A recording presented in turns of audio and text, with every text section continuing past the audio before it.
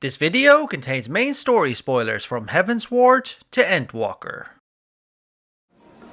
Order, order, I say. I thank you all for gathering here on such short notice. In the eyes of many, the nation of Sharlayan is a beacon of hope, knowledge, and a shining example of advanced civilization. Since its founding, their nation has always prized knowledge, both for learning and to preserve it for future generations. They also freely shared this knowledge with all that would seek it. The wisdom of Sharlayan has ever been a shining beacon in the darkness, and so it shall continue to be. However, the Sharlayan to which we've been acquainted with these past years is different. While they still shared knowledge and wisdom, they began a program of hoarding it more zealously, turning an almost blind eye to the troubles beyond their shores. So, come to call us cowards and bid us join your fruitless battle against the inevitable. It was only after we learned the full truth did we finally begin to understand. This is the sacred duty of Sharlayan. To chart the course of history, not to change it. I am familiar with the Sharlayan stance. It is more than that. It is our way of life, who we are. We open the Eorzean Encyclopedia and scroll back the pages to the year 1311 of the 6th Astral Era.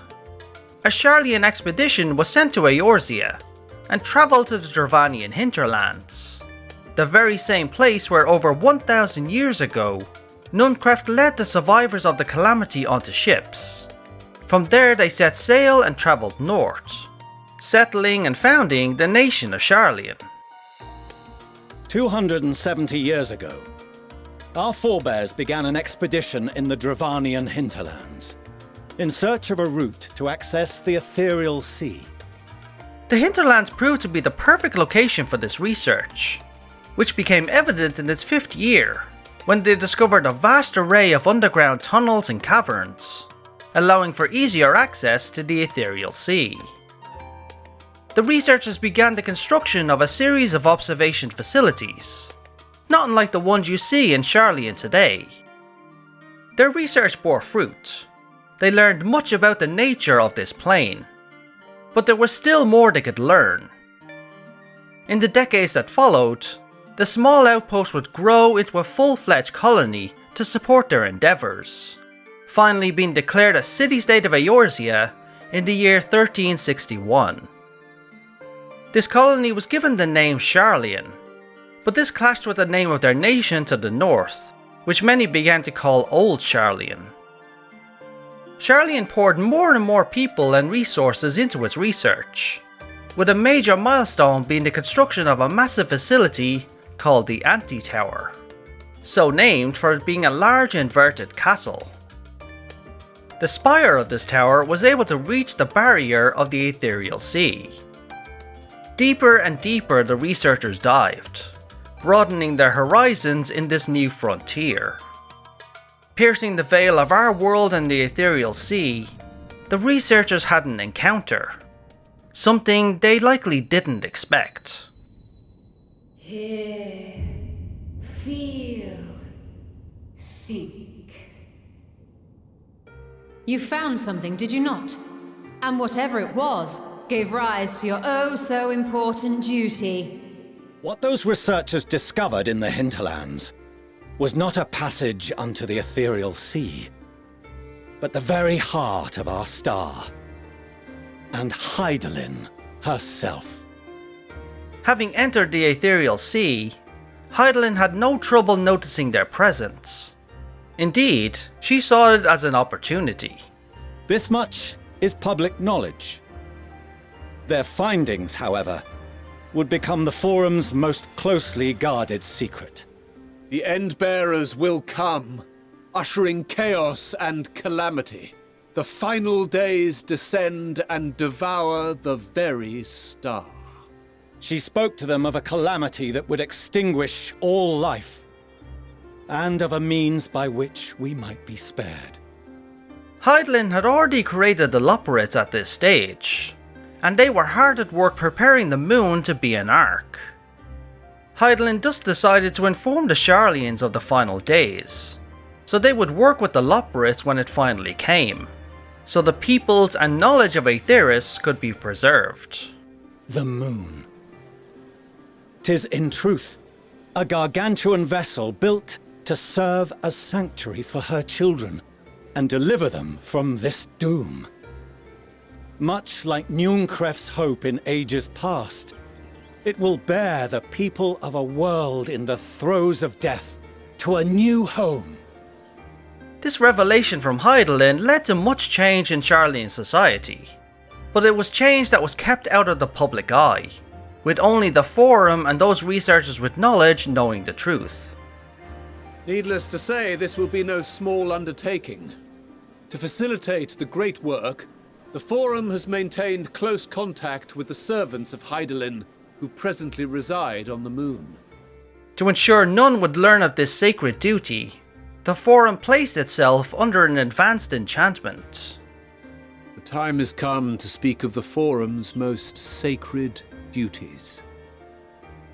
But first... Give voice to the voiceless. Let bindings be unbound. By unanimous decree, I declare the enchantment broken.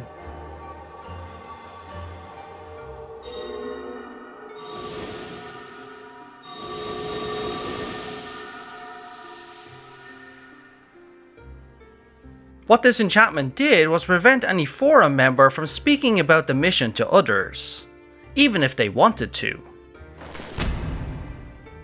Mind your tongue, Archon.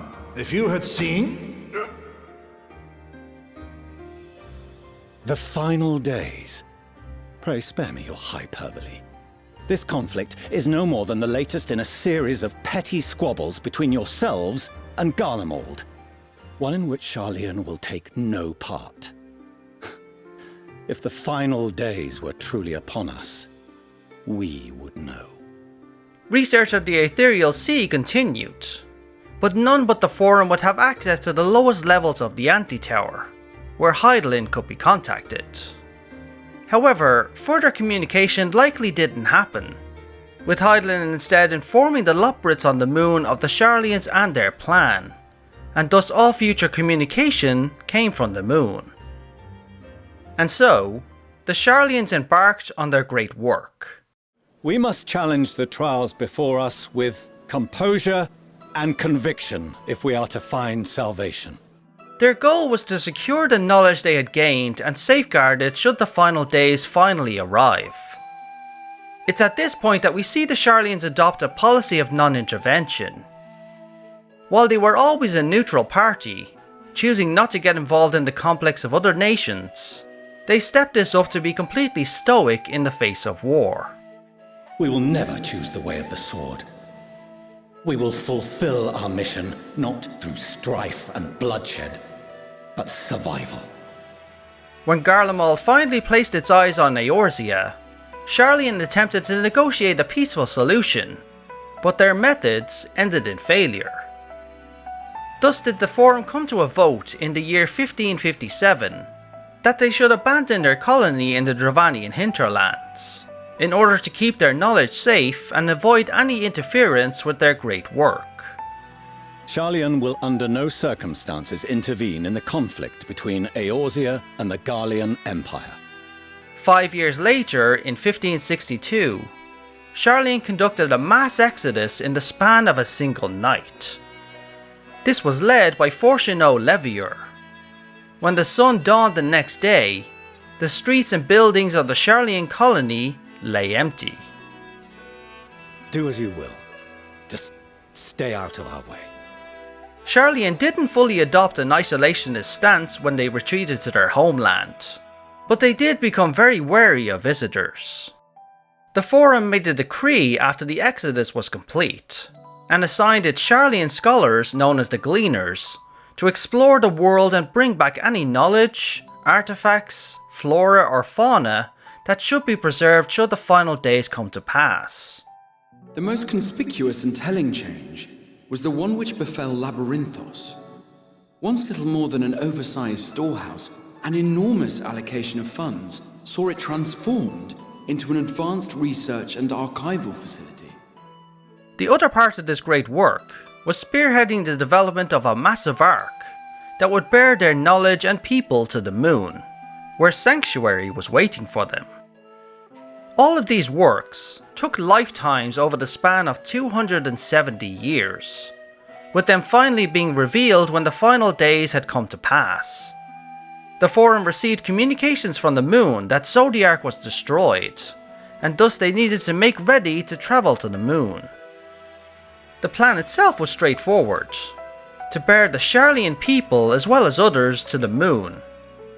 At the same time, they would transfer all knowledge and specimens they collected and stored in Labyrinthos. It is our solemn charge to see our heritage preserved for future generations. For those who will come after, we will brave a new frontier. But even the Forum was caught off guard by the severity of the final days. You reveal this to us now? By the gods, how long do we have? What's more, their ark, a ship called the Ragnarok, was not yet completed. And so the Sharlayans led a migration of their people and those of Stavnir to Garlemald, in order to use the Tower of Babel to transport themselves to the moon. But this, as we know, was a failure, with the innocents being attacked from every side by the blasphemies.